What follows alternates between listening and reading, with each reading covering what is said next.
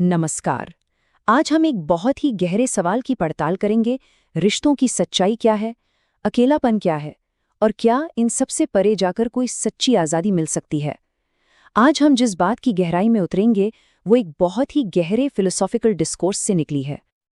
तो चलिए शुरुआत करते हैं इस बहुत ही पावरफुल और फ्रैंकली शॉकिंग वाले स्टेटमेंट से। ये कहता है कि किसी का कोई मित्र नहीं है सिवाय खुद के।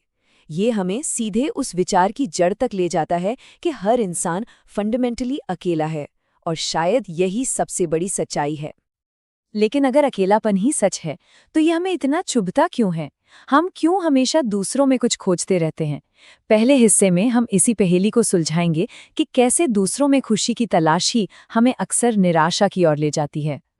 देखिए, सारी गड़बड़ की जड़ ये है कि हम दूसरों को वैसे नहीं देखते जैसे वे हैं। हम उन्हें वैसे देखते हैं जैसे हम उन्हें देखना चाहते हैं।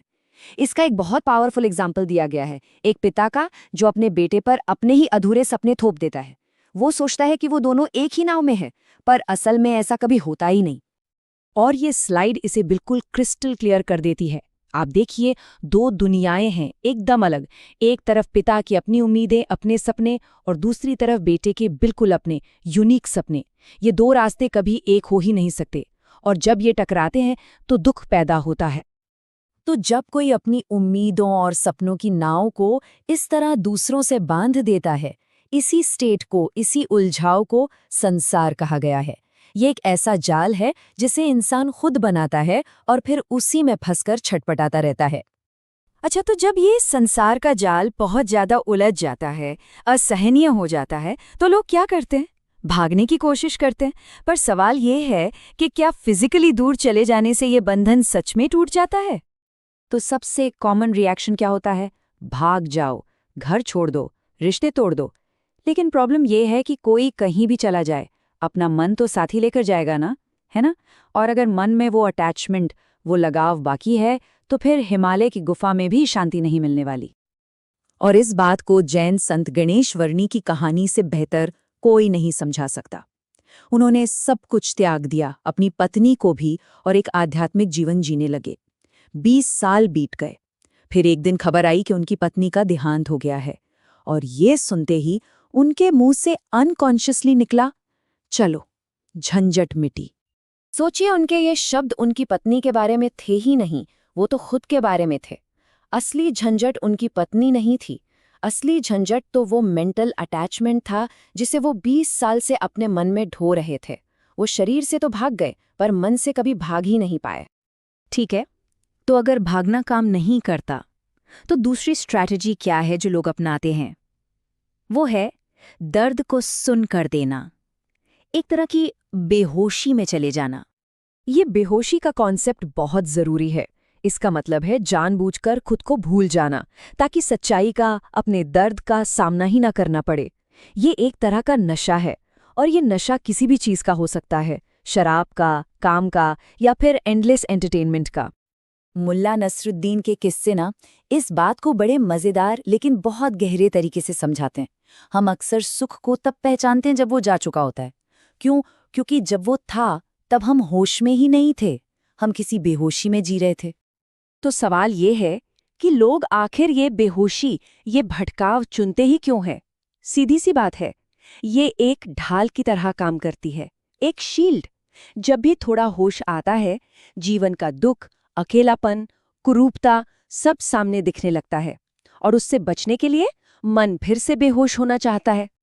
तो अगर भागना भी रास्ता नहीं है और खुद को भुला देना भी नहीं, तो फिर असली रास्ता क्या है?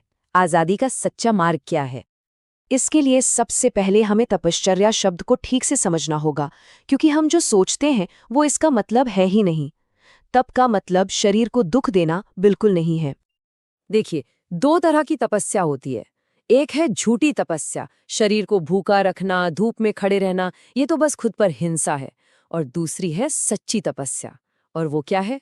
वो है अपने अकेलेपन की सच्चाई को हिम्मत से स्वीकार कर लेना, बिना किसी शिकायत के, बिना किसी भ्रम के।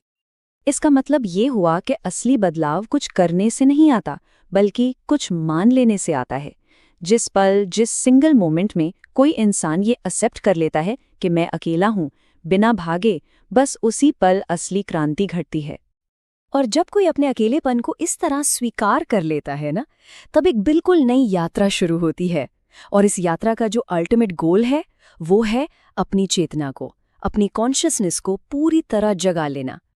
यह आत्मा को किसी फिलॉसफी की तरह नहीं बताया गया है, उसे कहा गया है चैतन्य, मतलब एक जीती जागती, सांस लेती हुई कॉन्शियसनेस, जिसे सीधे एक्सपीरियंस किया जा सकता है। ये कोई थ्योरी नहीं है जिस पे यकीन करना है, ये एक अनुभव है जिसे जीना है। तो ये जागने की प्रक्रिया है क्या? ये एक एक कदम की यात्रा है। पहला कदम, अपनी बेहोशी को पहचानना, नोटिस करना कि हम कितनी बार नींद में चले जैसे काम करते हैं। फिर उस दर्द से गुजरने की हिम्मत रखना जो होश में आने पर सामने आता है। और आखिर में हर पल, हर काम पूरी अवेयरनेस के साथ करना।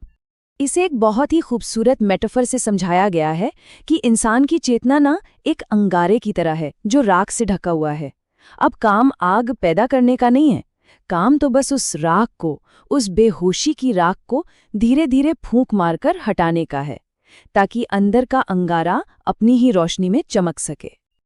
और आखिर में ये सारी बातचीत एक ही सवाल पर आकर खत्म होती है, एक ऐसा सवाल जो हर किसी को खुद से पूछना है, किसी और से नहीं।